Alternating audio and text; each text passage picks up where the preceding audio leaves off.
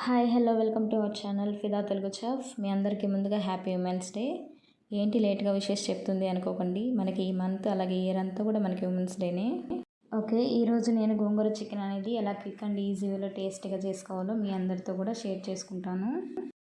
ఓకేనండి, మనం ఇంకా లేట్ చేయకుండా గోంగూర చికెన్కి కావాల్సిన ఇంగ్రీడియంట్స్ అలాగే చేసే ప్రాసెస్ చూసేద్దాం. ఆయిల్, అలాగే జింజర్ గార్లిక్ పేస్ట్, పసుపు, సాల్ట్, కారం, అలాగే 400 గ్రామ్స్ చికెన్ తీసుకున్నానండి నేను. అలాగే 2 కట్ల గోంగూరను కూడా వాష్ చేసి పెట్టేసుకున్నాను ముందుగానే. ఒక 2 బిగ్ సైజ్ టమాటాస్, అలాగే 2 బిగ్ సైజ్ ఆనియన్స్ని కట్ చేసి పెట్టుకున్నాను. ఒక 7-8 పచ్చిమిర్చిని కూడా కట్ చేసి పెట్టుకున్నాను. అలాగే రెడ్ చిల్లీని కూడా ఒకటి పెట్టుకున్నాను. అలాగే కొత్తిమీరని కూడా కట్ చేసి పెట్టుకున్నాను. ఇప్పుడు చేసే ప్రాసెస్ వచ్చి, ముందుగా కడాయి పెట్టుకొని హీట్ ఎక్కాక అందులో ఆయిల్ని హీట్ చేసుకుందాం ముందుగా. అలాగే రెడ్ చిల్లీని వేసుకొని కొంచెం ఫ్రై చేసుకోవాలి. తర్వాత మనం కట్ చేసుకున్న ఆనియన్స్ అన్నీ కూడా వేసుకొని ఫ్రై చేసుకోవాలి గోల్డెన్ బ్రౌన్ కలర్ వచ్చే వరకు. ఇలా ఫ్రై చేసుకుంటూ ఉండాలి.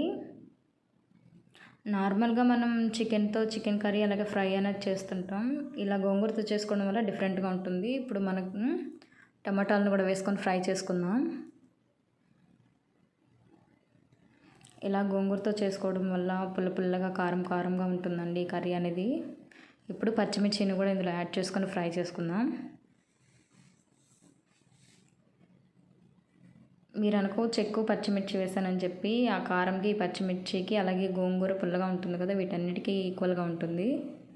సో మనకి కారం అయితే ఉండదు. ఇప్పుడు ఒక 1 స్పూన్ వరకు మనము జింజర్ గార్లిక్ పేస్ట్ వేసుకొని ఫ్రై చేసుకుంటున్నాం. అలాగే కొంచెం పసుపు, అలాగే కొంచెం కారం, ఇందులోనే సాల్ట్ కూడా వేసుకొని ఒక 1/2 మినిట్ పాటు మనం ఫ్రై చేసుకోవాలి. అస్సలు కారం అనేది ఉండదు, మనకి ఈక్వల్గా ఉంటుంది.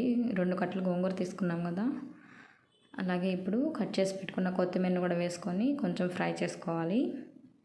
ఇప్పుడు మనం ముందుగా వాష్ చేసి పెట్టుకున్న 400 గ్రామ్స్ చికెన్ని కూడా ఇందులో వేసుకొని కొంచెం మగ్గే వరకు ఫ్రై చేస్తూ ఉండాలి చికెన్ అంతా కూడా.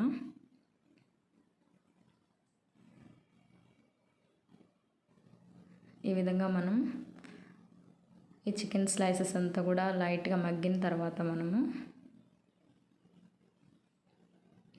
గోంగూరని కూడా మనం ఇందులో యాడ్ చేసుకొని బాగా మిక్స్ చేసుకోవాలి. గోంగూర అంతా కూడా దీంట్లో వేసేసుకొని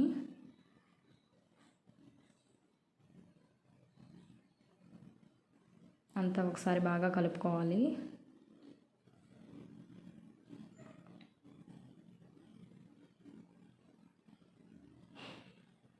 ఈ విధంగా మనం బాగా కలుపుకున్నాక మీకు ఏదైనా సాల్ట్ సరిపోకుంటే ఇప్పుడే ఇందులో యాడ్ చేసుకోవచ్చు. ఇప్పుడు కాసేపు మనం మూతేసి ఉంచేద్దాం. ఒక 5 మినిట్స్ ఆఫ్టర్ మనం చూస్తే ఇలా ఉంటుంది. సో మనకి లాస్ట్ ఈ విధంగా ప్రిపేర్ అయిపోయి ఉంటుంది గోంగూర చికెన్ అనేది. చూసారు కదా, చికెన్ కూడా బాగా మగ్గిపోయింది. ఇలాగే గంటితో ఒక 2-3 టైమ్స్ బాగా స్మాష్ చేసినట్టు కలుపుకోవాలి. అలాగే లాస్ట్ మనకి సర్వింగ్ బౌల్లోకి సర్వ్ చేసుకుందాం. ఇలా సర్వింగ్ బౌల్ తీసుకొని సర్వ్ చేసుకుంటే చాలా బాగుంటుంది. లుక్ వైజ్ మనకి చూడడానికి కూడా చాలా బాగుంటుందండి, అంతే టేస్టీగా కూడా ఉంటుంది.